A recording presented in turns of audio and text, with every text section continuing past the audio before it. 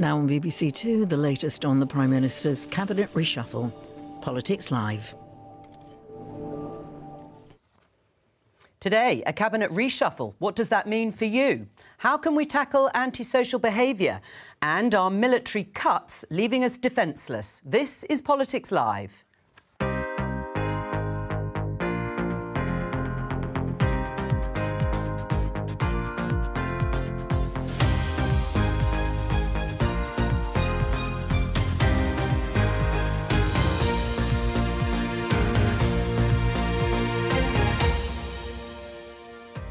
With me today, Conservative MP Catherine Fletcher, SNP MP Dave Dugan, journalist and author Paul Mason and Alex Phillips, former Brexit Party MEP and now with the Reform UK Party. Today, the Prime Minister reorganises his top team. This man is the new Conservative Party chairman. We'll have the latest from our correspondent. But will reshaping Whitehall really help people with the cost of living? Also today... At one point there was a knife fight on the stairwell, which ended up with people being stabbed. Antisocial behaviour is blighting many of our communities. How can we tackle it? Britain is sending tanks and artillery to Ukraine, but is that harming our own defences? We sent 30 big artillery guns, but there is no order in place to replace them. 30 years of gradually building, till we get independence over 50% and then throw it away. Has the row over the SNP's gender reform plans damaged the campaign for Scottish independence?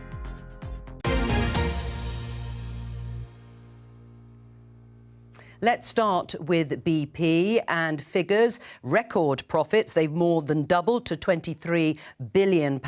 We reported last week too about Shell. You can see this headline here. We'll talk about that particular note in a moment. BP scales back climate targets as profits hit record. My opening question, though, to the panel is, does it matter, Catherine, that they've got record profits? It matters. I mean, they're eye-watering sums, and it matters hugely because it's a function of what's been going on in Eastern Europe and with Putin's use of fossil fuels.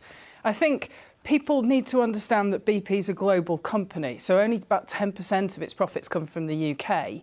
But they're subject to not only the UK corporation tax, but also the windfall tax as well at 35%. So we're getting hundreds of millions of pounds in the exchequer from this to devote back to climate change. Do those record profits matter? Yes, indeed they do. And one of the key metrics out of BP's figures today are the $14 billion in dividends and buybacks, and the Treasury should be taking a very careful view at the way that big oil can manage to do those types of financial manoeuvres, because it's a zero-sum game. The crisis in domestic and commercial energy bills is the same cost that's manifesting itself in profits, not directly with exactly the same energy companies, but the overall enterprise. The massive profits are a consequence of the massive costs, and government needs to get a grip. So would you like to see more taxes levied against oil and gas companies? Particularly on the share buybacks, which is a particular feature of energy enterprise, and it's even if it's time-bound, it's time for a look at that to make sure that the Exchequer gets access to those funds to the benefit of not just domestic energy users, but also businesses who are facing real challenges. There's a difficult juxtaposition, isn't there, with soaring energy bills for people here and in other parts of Europe. Catherine's point that they are profiteering out of a war, does it matter? I'm not sure that's exactly what you said, but I would say it. They are. And of course, they get hit with a windfall tax. They pay corporation tax above the normal rate. It's a high windfall tax. But, hey presto, in the years between 2015 and 2021, neither BP nor Shell really paid tax. They had tax-negative positions. So the taxpayer, since we can't nationalise them, we could think about golden shares to direct their investments into the green energy. But since we can't nationalise them, I think windfall tax higher and bigger. Higher than 75%. It's just you need to be taking quite a lot of money off. It's a windfall. Of course, it will go away if we hope the Ukraine war one day goes away. Alex, in terms of that headline, that they're scaling back their investment in green energy, that was the sort of quid pro quo. That was supposed to be exactly the trigger to stop them having to pay the windfall tax.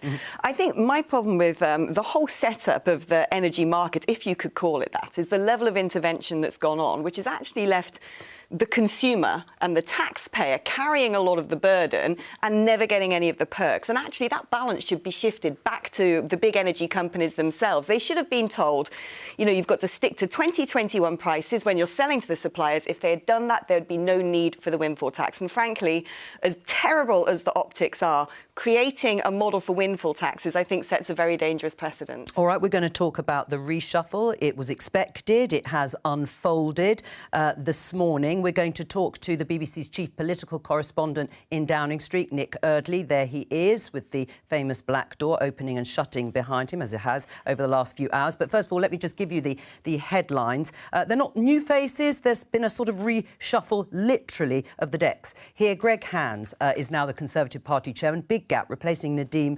Zahawi, who was sacked. Grant Shapps is now Energy Security and Net Zero Secretary because the business department has been split up into three. Michelle Donnellan goes from being the Culture, Media and Sports Secretary to the Science, Innovation and Technology Secretary. And Kemi Badenoch, who was Trade Secretary, is now Business and Trade Secretary. Lucy Fraser comes in as the Culture, Media and Sport Secretary. Nick Eardley, your thoughts and comments on this reshuffle? Hi, Joe. It feels a bit like classic Sunak, doesn't it? There was the bit that was forced. He's brought in a safe pair of hands as Tory chairman, pardon the pun. And then he's moved about a lot of government departments, a few tweaks to the machinery of government. I think it's about trying to say to us all, look, these are my strategic priorities, trying to maintain some energy security, trying to make things like science and technology a key part of the economic plan. But here's the question, is it going to be enough to capture the political imagination? So often we stand here in Downing Street on reshuffle day and there's some big drama, some new faces coming in to try and spice up the team. I suppose it's a bit early for Rishi Sunak to be doing that, but the big fear that some Tory MPs have had over the past few months since he took over is that there's a lack of big political narrative, a big vision to sell to the country, particularly with the local elections coming up in May. I just wonder if they'll feel in any way comforted by what's happened this morning. Nick Eardley, thank you very much. Catherine Fletcher, the two priorities, in fact, the first one is to cut inflation in half and alongside that, help with the cost of living. What difference will this new Department of Energy Security and Net Zero do to help people? Well, I actually think it pertains to the conversation we've been previously. You know, let's focus in on nuclear, let's focus in on renewables. Let's make sure that we're actually solving some of the long-term problems. So I was part of the people that were really pushing for the onshore wind consultation that's been launched. You know, communities getting money back for energy generation in their communities. I think that's really important. And actually, when you start to ask questions of Whitehall, you are going to lots of different places. And I think that anybody can understand putting an important priority in one bucket so you know whose door to knock on, I think that's really important. Do you think people's bills will come down anytime soon? I think it will do, because that will be part of what drives halving inflation. I think we need to push and keep going. And it's nice to see the global market separating. And I think we need to keep going on nuclear energy, nuclear regeneration. But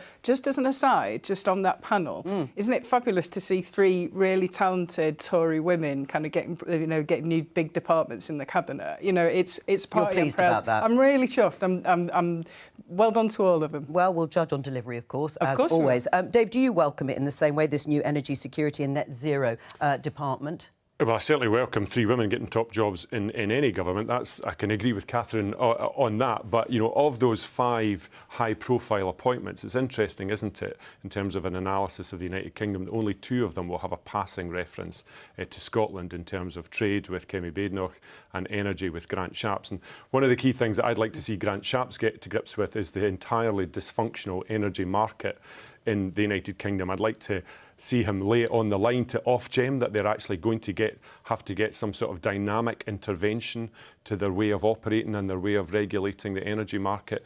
The absolutely unjust surcharges that energy generators in Scotland have to pay compared with energy generators in the south of England is holding back the transition to net zero. I think Dave's got a really good point there. I mean, sorting out the national grid and allowing new connections to come on, either it be a more coordinated way from offshore wind or onshore wind, that's really important. You know, we've got projects reporting grid slots that can't happen until 2032. Putting a focus on that ultimately brings down inflation, brings down bills and solves energy security for us. Right, is it going to bring down bills for people? It's amazing, isn't it? You've only been in power 13 years to discover the fact that the energy market's dysfunctional.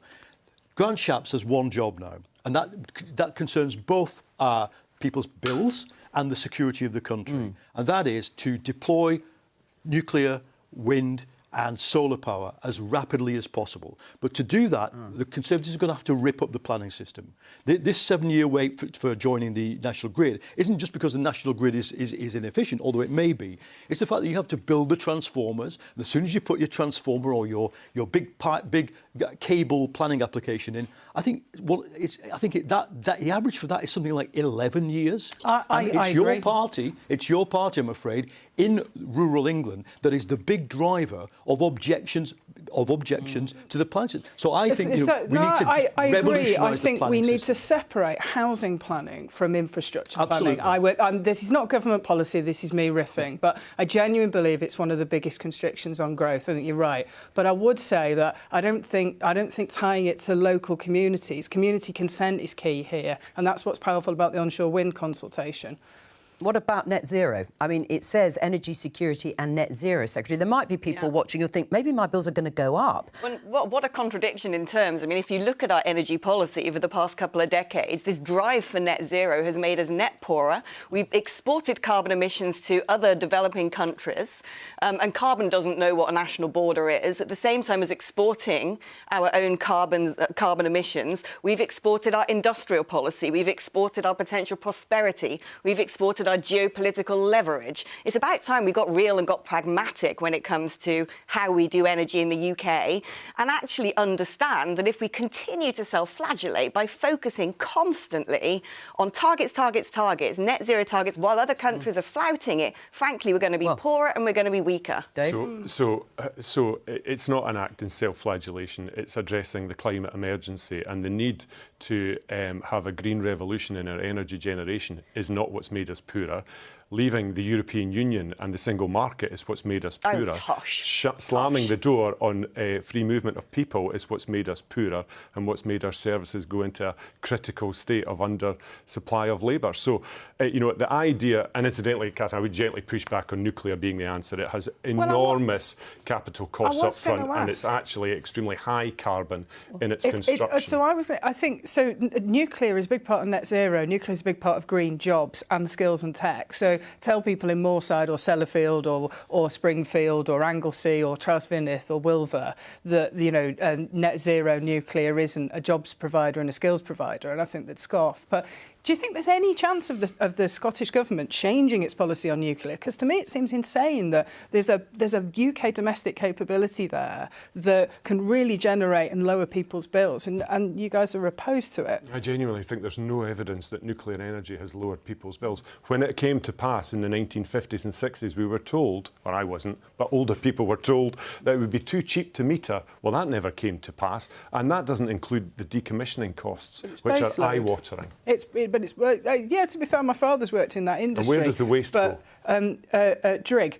A hole in the ground. But it's a sophisticated facility. But why would you not want clean baseload energy to help bring people's bills down? And we'll do that with hydrogen and pumped storage. I mean, when we see hydrogen, I'm a supporter of hydrogen, but when we see it work, when it's there at scale, there's a big project in northwest England. I went to COP26. It's fantastic, isn't it? To try and sell that to people there, but with the best will in the world, it'll take some time. I think look, there's a consensus. There's a consensus in Westminster around nuclear, nuclear, wind. We should do some more onshore wind and solar. And solar is the cheapest energy, and it does two things for the people you're trying to appeal to here. And I'm glad this politics is more or less dead. The kind of politics of it is the politics of climate. Dead. Yes, the politics of climate denial. I wasn't talking about climate denial. I'm talking about geopolitical practicality and pragmatism. It's the cheapest energy in the world. When the sun shines. Solar.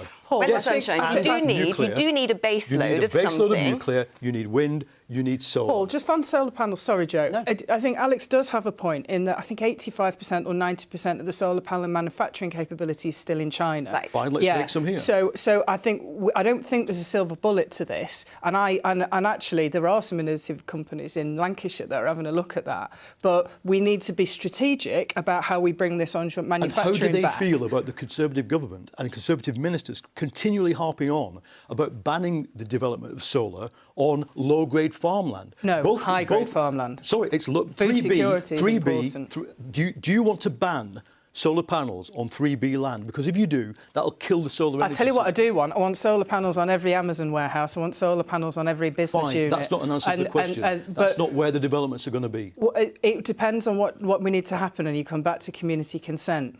Can I just ask, are you comfortable with oil and gas, new oil and gas licences being granted?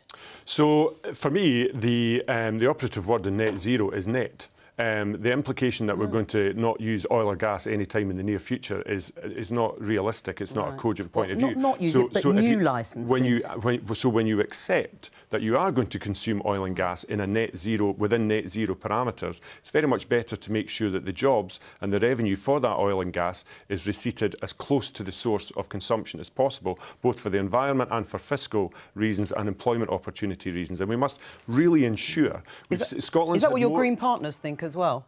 I can't speak for the Greens, and I'm not in the Scottish Government, but it's really important that Scotland's had more than its fair share of deindustrialisation in this union, and we cannot allow that to happen to the northeast of Scotland. But we should go full speed ahead with the green revolution. And incidentally, just to Paul's point, there isn't consensus about nuclear in the UK Parliament. There's consensus between English parties in the UK Parliament about nuclear. Fine. Let's build them in England. And what about the oil and gas licence? Do you accept Dave's point that actually there's got to be some sort of continuity until there's consistency when it comes to renewables? Absolutely. I think that's not the big problem facing Grant Shapps. The problem facing Grant Shapps is how do you unblock the planning system? Yes, let's forget housing. How do you unblock the infrastructure planning system?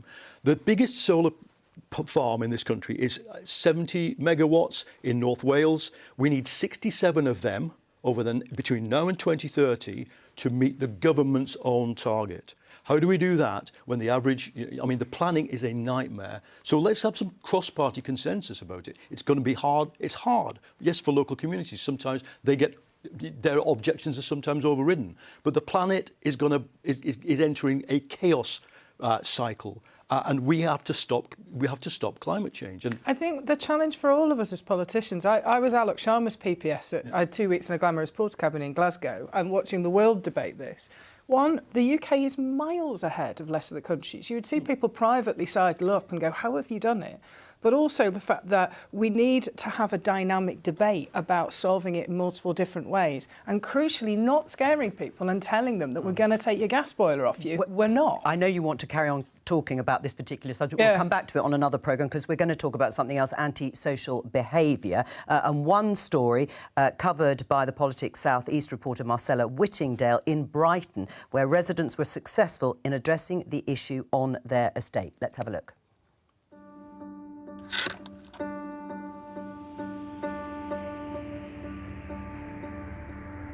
Well, you're just frightened, you're petrified. They were everywhere around here. So brazen about it. It was at least sometimes 5, 6, 7 times a day. Drug dealing and antisocial behaviour has plagued the Craven Vale estate. Fights, break-ins and criminal damage left residents feeling threatened and unsafe, with some too frightened to leave their homes after dark. At one point, one of the flats nearby, it was a sort of a central meeting point for various drug gangs. And at one point there was a knife fight on the stairwell, which ended up with people being stabbed. When you're walking down the road, you're looking behind your back all the time. You hear they got knives and they carry around with them in their pockets. I wanted to move. I was on the verge of moving. Yeah, it got to me just like that. I said, I can't put up with it anymore. But there's been a change at Craven Vale. Residents decided enough was enough and kick-started a comprehensive action plan. It included pushing for good street lighting, gathering video evidence for police and publicly holding Brighton and Hove City Council to account again and again. The government guidelines, and they're now finally being accepted by Brighton, is that you should put the victim first and the perpetrator second. But Brighton were doing it the other way around. Their aim was to keep that person in their flat rather than to protect the people around him. The final, not eviction or at least transfer away from this area only took place about 4 weeks ago. But already people are feeling much more relaxed, able to come out, walk their dogs without fear. And there has been quite a bit of fear around. The Tenants Association also works hard to bring residents together with a timetable of activities like the Tuesday Morning Cafe, a warm, safe space for a chat or for problems to be flagged up and passed on.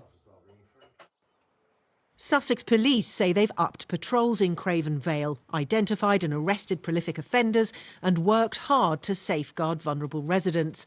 Jo Goods, the local police community support officer.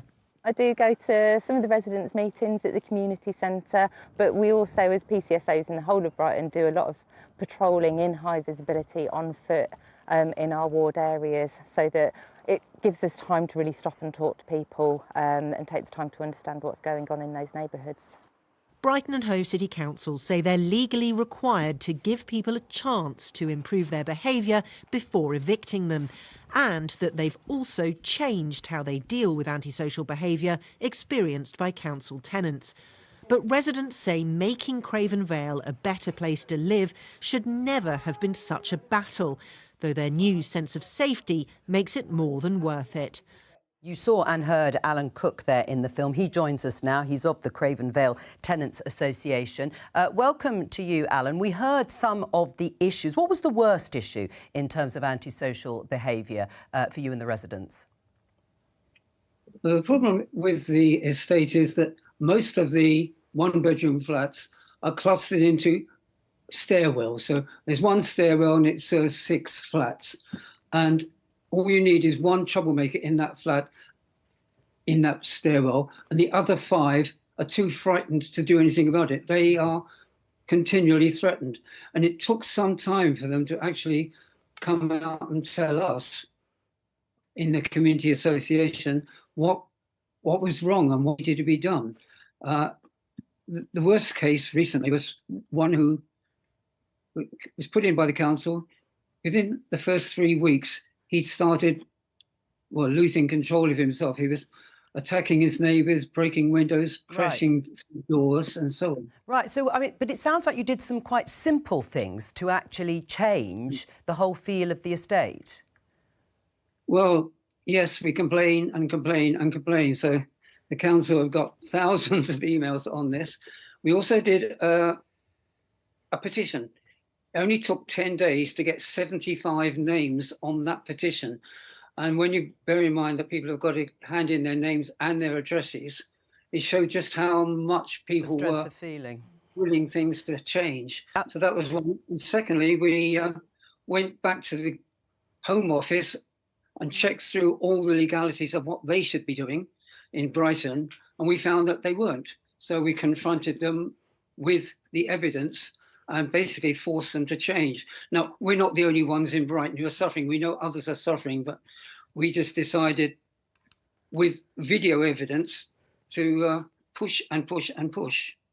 And there were things like street lighting, better street lighting, perhaps better surveillance. Those sorts of things helped too. Yes, I mean, we were suffering from people, from the drug dealers, breaking the lights, so we had to keep replacing them.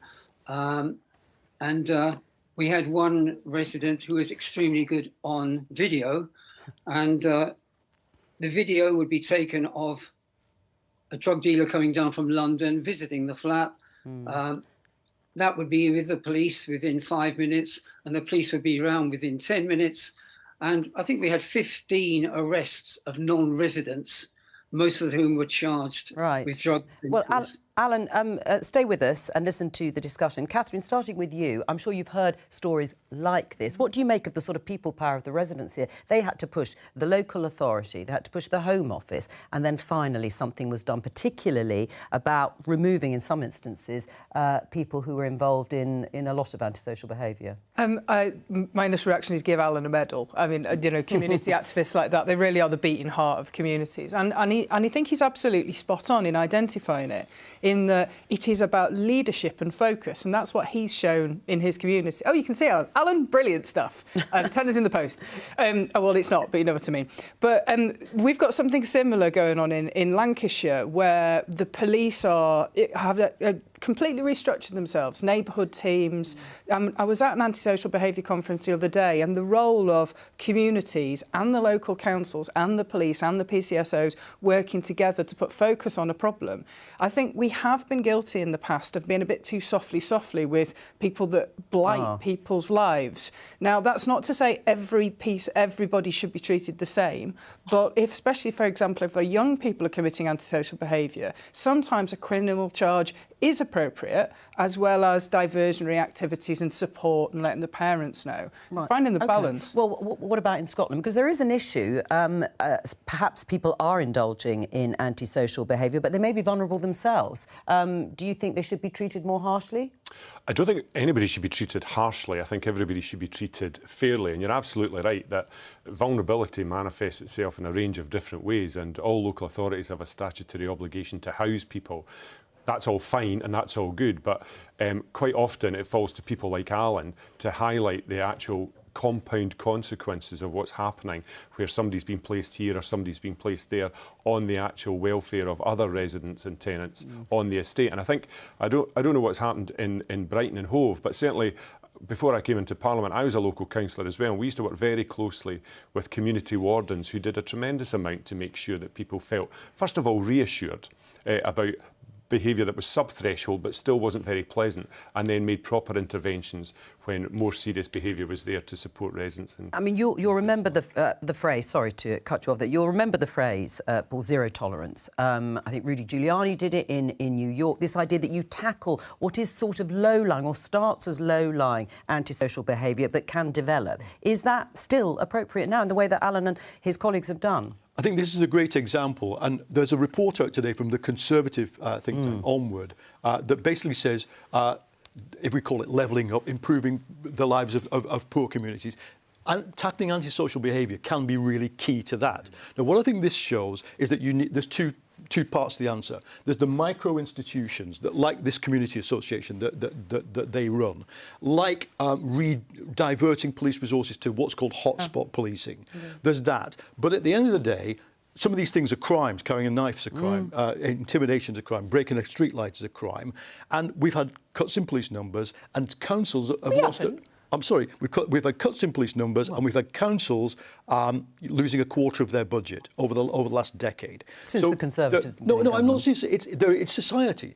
Actually, in the Onward report, there's a very frightening uptick in antisocial behaviour and low-level crime at the end of the last decade, before lockdown. And that's something I don't think anybody in politics has got to the bottom of, because it can't be just austerity, it can't be just society. There's something going on, but there you see a sterling example of somebody actually doing something about it. But it is falling to Alan to do it. It's ridiculous. It shouldn't be falling to Alan. And I can explain what's at the bottom of all of this. Nature abhors a vacuum. And what we've had is horrific backlogs in our courts, which is meaning people aren't getting tried, they're not getting punished. We've seen policing rendered down to running around in rainbow costumes investigating mean tweets. They're not actually doing proper policing on the street. We've had this Americanization of public life where, as Alan pointed out, the perpetrator's rights are often put ahead of those of the victim. And so into this space, is it not a surprise that antisocial behaviour and crime is going up? It's a failure of governance, and it shouldn't be Alan having to corral other residents and his neighbours to sort this out, having to tell the Home Office how to do their job, having to tell the council how to do their job, having to tell the police to police. It should be the government at the top telling all these institutions what they should be doing. I think it's easy. I think it's important to make it clear that it's not a complete blanket. So restructuring of Lancashire Force in the last 18 months and that's what I mean by leadership, and that's before we get the uptick in police numbers. And it's the willingness to use criminal sanctions when appropriate. It's the councils being willing to give, community behaviour orders. It's local residents being willing to speak out. And there's a job for government to make sure that policy and guidance comes through, but also to lay out the foundations. So the Safer Streets Fund that the government does, people like Alan across the country can apply for improved lighting and that kind of thing. It's doing all of those things. But anybody in the country wants to come and see what we're doing in Lancashire. It's making an enormous difference in Chorley and Leyland. It's genuinely But isn't top. that where you've got a chief of police who actually said, I only, go down on one knee for my wife or the Queen? We've got a wonderful chief constable, but the key bifurcation was when we got rid of the Labour PCC and got a Conservative. Are you trying to say that anti-racism in the police force in some ways stops it from effectively policing? No, that is not what I'm trying to say. No, I'm not. That's not what I'm trying to say. And I think it's very clear what I'm trying to say, which is the focus of the police should be policing. As Alan said, we're in a situation now where we're more concerned with what people might consider, these woke activist issues than we are with actually going after perpetrators and punishing people. Taking the knee as an act of respect. Well, why were police taking the knee in what is, some sort of imported culture war from America? All right, I don't want to go off on a bit of a tangent, but you can make one final point, because I want to go back to Alan's laughing. I want to go back to Alan briefly. What do you make of what you have heard so far, particularly about whether it's up to you and residents or local authorities and the government to deal with this? Well, I accept several of the comments there. One thing, we weren't going for the Home Office. We were happy with the Home Office regulations. It was just that they weren't being followed in Brighton. Now, what was the other point? Leadership. Well, don't worry. If you can't remember, can you remember your last point? Sorry? Can you remember your other point? Well, it was something to do with down to us. We don't mind taking responsibility, but let's be honest, not every community is blessed with a group of people that we've got. They do need help from their councils. All right, Alan Cook, thank you very much. I'm glad you remembered that point. We're going to talk about defence. Here's the Daily Mail front page. It says, as fears grow, shrinking military will get no extra funding in budget. Generals and MPs warn that amid global crises, Britain will be left all but defenceless. The report also makes the point that we've donated a lot of military kit and equipment to Ukraine to help them fight the war with Russia. And that is a point that was made by the Shadow Defence Secretary, John Healey, to the BBC earlier. Let's have a listen. Alongside the 14 tanks that the government sent to Ukraine, which has our full support as a Labour Party, we sent 30 big artillery guns. That's a third of all of these guns that we've got in the British Army, and we've sent those guns, but there is no order in place to replace them. Are we defenceless, Catherine? Are there no plans to replace the military hardware we've sent to Ukraine? I believe it's in the process. I was with some of the defence contractors the other day, enormous employers and generators of skills in Lancashire. I won't name-check them, but I'm sure you can guess what they are. I think where we are now is we are leading, along with America, the response to Putin's aggression in Ukraine. We're sending them lots of stuff, and it's taking a bit of time to buy back and replace it.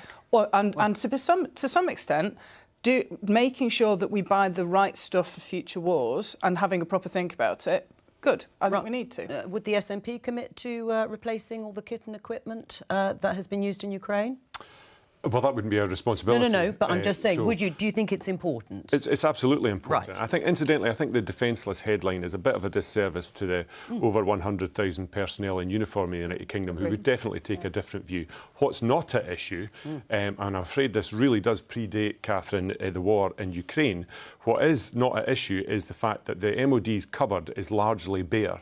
And when it came to donating relatively small amounts of massive capital equipment, an awful lot of ammunition to Ukraine, which has been used to extremely good effect, there is now very little left. But worse than that is the way that the MOD have systematically allowed the supply chain to atrophy over the last 20 years across both Labour and Conservative governments, so that when they knock on industry's door to say, can we have some more of these things, industry says, well, I'm sorry, we're not tooled up to do that. We'll get back to you in 2 or 3 years. Now, industry is coordinating very productively with the Ministry of Defence, but there are definitely definite lags here. And this, as I say, there's nothing about Ukraine that has caused the absolute catastrophe, 5 billion catastrophe in Ajax. There's nothing about Ukraine means that we've got half the F-35s that we should have. There's nothing about Ukraine that means an order for 3 E-7 Wedgetail I-Star planes is a pointless order. It should be at least 7. None of that's to do with Ukraine, and most of it is to do with the fact that the Treasury views defence as a slush fund that it can wax and wane to make the government's books balance up in other departments. Well, and that's but maybe come home to roost. Well, maybe priorities are changing, I suppose some people would say, in terms of spending. But what do you think, are we defenceless? I mean, in the way Dave has just listed all the equipment that we are lacking or isn't going to be replaced, Labour want to boost that. They do, and I think we'll hear from John Healey later today about this. Defenceless, no, but our job inside NATO is absolutely critical. We are one of the 5 permanent members of the UN Security Council, one of the only 3 democracies on that Security Council. We've always been the leading military force in NATO in Europe. And you cannot do that unless you can commit serious, modernised, well-equipped forces to the task now, which is deterring Vladimir Putin from attacking any of our allies. Ben Wallace, the Defence Secretary, has made the talisman of conservatism, the idea of a modernised war-fighting division, 3 or 4 brigades, well-equipped. He said, no, we can't put it into the field by 2030 or at all. And what does that do? It's not just about soldiers having to use dodgy kit. It's about our own status within the one alliance on which our entire security as a nation depends. So I would say I'm free of front bench, backbench politics. I would like Labour to commit to the 3% that Liz Truss committed to. Yes, and she committed to it at the UN General Assembly, not in some backwood Tory meeting. Let's commit to it. Let's show that we mean business to the people who are threatening our security. How do you square that, though, with many of the members of the benches who were supporting Jeremy Corbyn's stance on NATO? I mean, that was an enormous threat to the alliance. Jeremy Corbyn never at any point wanted to pull out of NATO. I'm a member of the Labour Party. I supported him, but that's not the issue. We've got John Healey, Keir Starmer leading the Labour Party now. We are the most pro-NATO of the parties, as you'll see when your own independent... But would they commit that much? Do you think they will commit that much? Well, that's a battle. That's a battle for every party. Well, look, Paul's actually bang on here. When you look at what's been going on last week, a joint military operation between Russia, China, South Africa, we see that conventional warfare is alive and kicking. If we don't have manpower with the tools that they need to defend this country and defend our allies, and if the axis that is currently against the West, who's forming alliances, turn up on our doorstep, it is too late.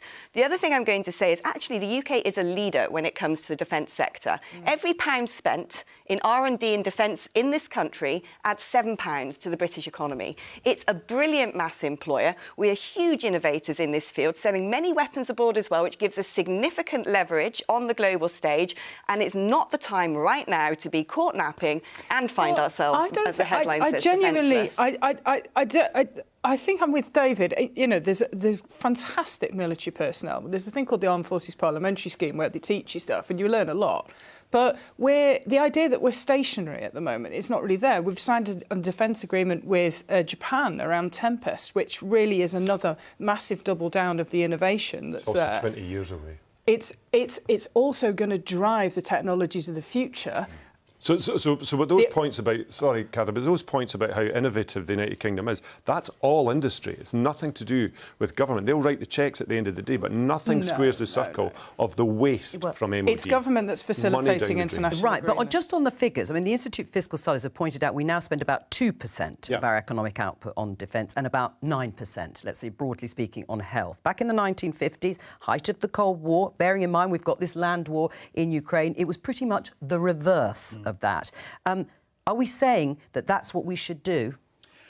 One important thing, before you even get to percentages, is what you mentioned, the so-called multiplier effect of public spending. One of the problems we have in this country is that Treasury doesn't accept, like whichever Treasury, the Treasury as an institution doesn't like the idea of multiplier effects. It is sceptical about them. I think they exist. And in other words, you wouldn't have to talk about percentages if you could prove and do right industrial strategy with defence, making good all those things that you say about the defence contractors in your constituency, community and the ones we've got in Scotland, which are also excellent, they add growth, jobs, skills and social cohesion to every community they exist in. But the Treasury doesn't believe in that I tell you what we can't ever say is that we could stand on our own in the 21st century. We have to have allies and partners around the NATO table, and I think it's important that everybody else reaches the 2%. Well, ahead of other people. America are saying you need to spend more. And so do other NATO and allies. And I think I think the Ukraine war is that wake-up call. Collective defence is the point of NATO, but the challenge that the United Kingdom has in its chest beating, we spend the most in Europe on defence,